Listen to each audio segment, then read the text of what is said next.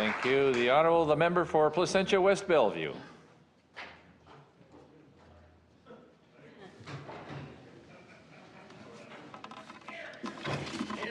Doing the work of the page, Mr. Speaker. Happy to help. I know that there's only 4 of them, and they do a great job, Mr. Speaker. And I certainly want to thank my colleague, the member for Harbour Main, Mr. Speaker, on behalf of the good people of Placentia West Bellevue. I second the motion moved by the member for Harbour Main to appoint a select committee to draft an address in reply to this year's speech from the throne. I further thank Her Honour, the Lieutenant Governor, for her presence and her words to this chamber here today. I also wish to recognise and thank His Honour for being here today as well. Together they provide admirable service to the people of our fair province. Monsieur le Président, je remercie la Lieutenant-Gouverneur de son discours du trône. Je aussi remercie son honneur de son présence aussi. The speech from the throne is not an archaic ritual, nor is it a tradition we simply must observe, but rather an opportunity for the government to render focus on its agenda, to put a spotlight on the work undertaken to date, the work which is in progress, and indeed on the work still yet to do. Mr. Speaker, I was pleased to hear Her Honour discuss the important steps this government has taken to promote gender equity and the status of women. I think these words, as part of Her Honour's first throne speech, are particularly fitting. As a tireless and tenacious leader, an advocate for women and girls, and a role model for many, Her Honour has a legacy of public service and trailblazing of her own, not only as the first female federal cabinet minister from this province, but now as its first female lieutenant governor. As members well know, I had the great privilege to work closely with her during her time as a member of parliament, alongside my good friend and colleague, the Minister for the Status of Women. The Premier's decision to make a standalone department for the status of women puts a greater focus on issues relating to violence against women, gender-based analysis, and women in leadership. Along with congratulating my colleague from Buren-Grand Bank, I also congratulate Ms. Linda Ross, the newly named Deputy Minister for the Status of Women, who had previously served as the President and CEO of the Provincial Advisory Council on the Status of Women. I also congratulate her successor, Ms. Paula Shepherd, a native of my district, having grown up in Come by Chance. It is important, very important, for women to be empowered, but equally as important that men support and advance these issues in collaboration with women. I'm proud of our government's commitment to these issues, proud of our Premier, of our Minister, and indeed of our Lieutenant Governor. Mr. Speaker, I was also pleased to hear Her Honour speak of our government's commitment to addressing mental health and addictions. We have often heard it said that cancer touches every family, and this is true. But so too, Mr. Speaker, does mental health. And sadly, it is only in recent times we are beginning to arrive at this realization as we become more aware, more focused, and rightly more seized with this important issue. My family, Mr. Speaker, is not immune. My uncle lost his battle to his inner demons almost 15 years ago, and so many of us in this House and across this province have similar stories to tell. Suicide is not something new for those of us who come from the Buren Peninsula. My uncle was not the only person to lose his battle. Far too many sons and daughters and moms and dads and brothers and sisters could not find the resolve to carry on. We knew that something must be done, and I am proud the Buren Peninsula became the first region that the provincial government and the Mental Health Commission of Canada partnered for the Roots of Hope initiative. The innovative and caring team of Eastern Health employees developed a new approach supported by government to adjust the model of treatment from an appointments-based system to a walk-in clinic. On the day I was elected in 2015, wait times on the Buren Peninsula to access mental health counselling were steep. Mr. Speaker, I am extremely proud to say that the wait time number on the Buren Peninsula has decreased from 180 to 0. Improvements in wait times for mental health services are not just happening on the island. We are seeing improvements in Labrador as well. Wait lists in Happy Valley Goose Bay were eliminated as well in August of last year.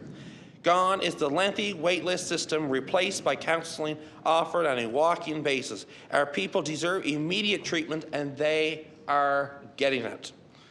Advocates and health professionals agree this approach is working. This is real change, and I'm very proud of the team on the Buren Peninsula who have recently received a national award, and they'll be accepting that in Toronto in June. It's their work that have trailblazed this across the province. Further, Mr. Speaker, we have brought forward the Prescription Monitoring Act, the Secure Withdrawal for Youth Act, and continue to implement the Towards Recovery Plan. I am prouder even still, Mr. Speaker, that this government has begun the process of replacing the Victorian-era Waterford institution with a 94-bed adult state-of-the-art mental health hospital which will not bear the name Waterford, Mr. Speaker. It is wrong for anyone to suffer in silence. It is wrong to be stigmatized for something outside of your control. We are breaking down these barriers, we are listening, and we are making changes for the better. Mr. Speaker, another area Her Honour expanded on today relates to jobs, and I am happy to say jobs are being created to generate stability and opportunity here at home in Newfoundland and Labrador. Look no further than in my district of Placentia, West Bellevue, to which I often refer to it as the industrial heartland of the island of Newfoundland. I'm excluding Labrador to my colleagues. We see the Come By Chance refinery expanding. The future of Bull Arm is bright. Seadrill's West Aquarius continues to undergo retrofitting there. Vale's decision to proceed with the underground mine at Voisey's Bay in Labrador will extend the life of the Long Harbour nickel processing plant, creating 4,800 construction jobs at peak in 2020 and sustain 1,700 operational jobs both at Voisey's Bay and Long Harbour. Icewater Seafoods, the province's leading groundfish processor based in Arnold's Cove, is undergoing a $3.1 million transformation made possible by the Atlantic Fisheries Fund. As Her Honour also mentioned, the Grieg Aquaculture Project, in partnership with Ocean Choice International, is ramping up construction to build the world's largest salmon hatchery, based out of Marystown, producing some 800 jobs. Major supply companies have already come in to set up shop in Marystown to support this industry. One such example, Mr. Speaker, is Aquasol, which will install 17 kilometres of piping into the hatchery in Marystown. There are pipes everywhere in Marystown, Mr. Speaker, and it's great to see. And we're very proud that Ocean Choice will pursue processing in St. Lawrence, nearby to Marystown, creating even more jobs. Kiewit Offshore Services is constructing the living quarters for the Husky project. The former Marystown shipyard will soon be reactivated by Marbase Marystown Inc., creating jobs and activity for years to come, Mr. Speaker, and I'm very proud of that development as well. Other successful manufacturing businesses in the area, such as Smith's Snacks in Norman's Cove, Long Cove, and Dynamic Air Shelters based out of Grand Bank, continue to flourish. Just south of Marystown in the district of Grand Bank, the Canada Fluorspar mine has been reopened in St. Lawrence. 3,000 person-years of employment in the first 12 years of operation, and an additional 525 spin-off jobs are anticipated. And Mr. Speaker, this is just my district and my region alone. It doesn't touch on much of the approximately $49 billion of combined economic activity relating to job creation as a result of the way forward.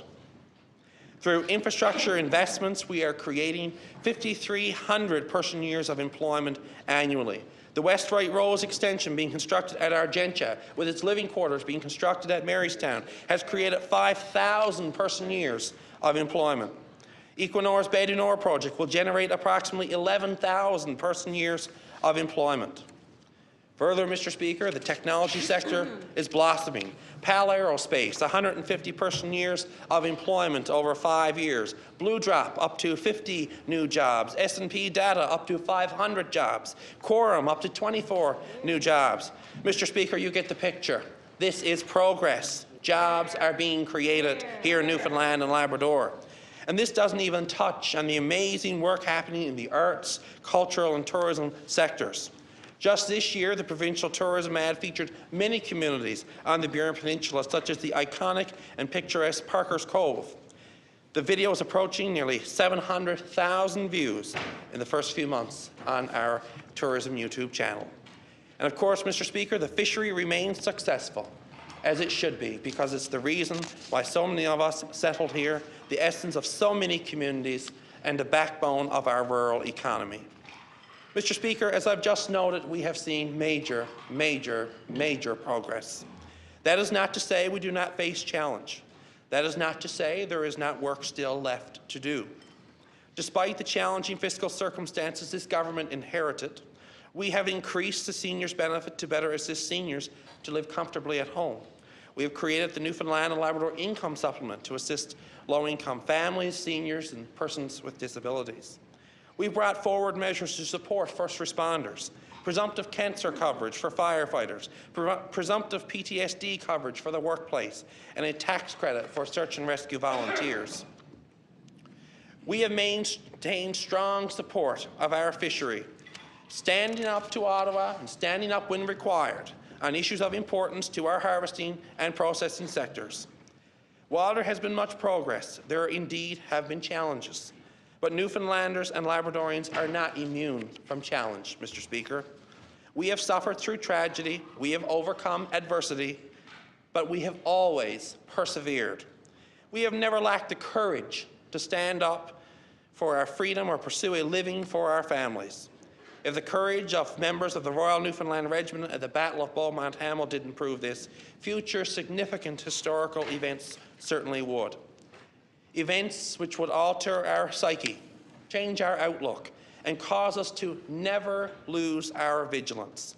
Events like the 1914 sealing disaster, the 1982 Ocean Ranger disaster, or more recently, the Cougar 491 crash. These events are but three of the significant tragedies which have befell our people and our province. And while these events stretch over a period of more than a century, the common thread of each features ordinary, hardworking Newfoundlanders and Labradorians seeking a living for their families on the sea. Each event has proven that even while we are sea people, our oceans are not playgrounds of frivolous pursuit. They have helped countless families earn a keep, but have also caused heartache and pain to many. It is these types of events which we do not forget, that the families of those affected never forget. They are etched into our minds and into our beings as Newfoundlanders and Labradorians, and strike at the core of our foundation and strengthen our resilience as a people. And it is these foundations upon which our resilience rests. It's who we are as Newfoundlanders and Labradorians. We will never back down. We will never give in. And we will never stop fighting for a brighter future. When I hear the negative and divisive rhetoric some choose to employ, I shake my head, Mr. Speaker. I am 25 years of age, Mr. Speaker, and I am just as passionate today for the future of our province as I am on the day that I took my oath of office here in this very chamber. And I know many young Newfoundlanders and Labradorians share this view and share this vision. Just this morning, I visited the Chapel Arm Heritage Fair, where students grade 4 to 6 showcased their heroes. From the likes of Alan Hocko to Caitlin Osmond to a lemonade stand honouring the life and work of Nevaeh Devine. These young minds see and want a future for our province, Mr. Speaker. It is our youth we must continue fighting for.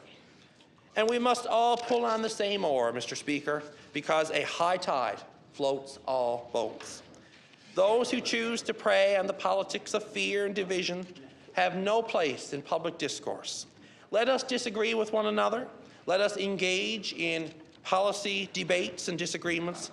But ultimately, the people of this province expect and demand that we rise above partisan interests to make the best decisions and produce the best outcomes for those we all jointly represent. Mr. Speaker, I feel a sense of pride each time I rise in my place to address this chamber. And as I reflect on these past 4 years, I feel strongly a sense of gratitude to those who gave me the opportunity to be their voice and representative in this honourable House, the good people of Placentia West Bellevue. I would be remiss if I did not reflect on the 70th anniversary of Confederation. Joey Smallwood saw the promise joining Canada had for our small country at the time. He had a vision, while perhaps imperfect in implementation, it was pure in motive. He took many families from poverty to a fighting chance, from uneducated to educated. He was a true nation builder. This week, the Premier concluded successful negotiations on the Atlantic Accord. This province now has a guaranteed revenue stream of $2.5 billion, no financial risk, and commitments with respect to joint management of the offshore, as well as rate mitigation to deal with the disastrous Muskrat Falls project. Hear, hear. The renewed Atlantic Accord is the right thing at the right time for Newfoundland and Labrador. Mr. Speaker, you may recall the oft-quoted line of those who do not learn from their past are condemned to repeat it. Mr. Speaker, I can guarantee you this government has learned from past decisions of past governments. We have seen the damage inflicted upon our people with risky plays in the natural resource sector. We have witnessed the depletion of our treasury by chasing false promises. We have seen the mistakes that have been made with hard-won cash settlements of the past. We are at a crucial point of our history. The world today is a turbulent place, as uncertain as we've ever seen it in so many years. Our province needs stability. Our Treasury needs reliability, and our people deserve accountability. That is why we have chosen stability over risk in a renewed Atlantic Accord. In these uncertain times, we have chosen a prudent approach that will protect all Newfoundlanders and Labradorians. Further, thanks to this review, the net debt for every resident has been reduced by $5,000. Our government, led by our Premier, has a proven track record of fiscal restraint and sound financial management. I have had the opportunity to watch this Premier up close in negotiations of many sorts over these last 4 years. And I can tell you unequivocally, he is the person for this job. He's studious, thorough, well-versed, sharp as a tack, and this is why we got it, but we got it right, Mr. Speaker. Yeah. Mr. Speaker, I again thank the Lieutenant Governor for her speech from the throne today, and I second the motion by the member for Harbour Main to strike a select committee to formulate an address and reply to her honour.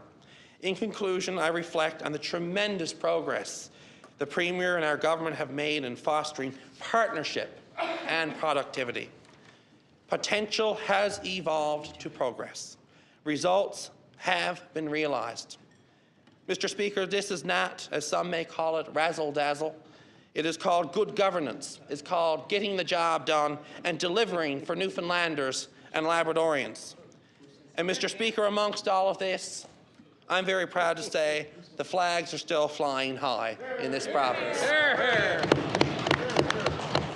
We will continue on the way forward, and for this Premier and this government, I am truly and genuinely convinced the best still is yet to come. Thank you, Mr. Speaker.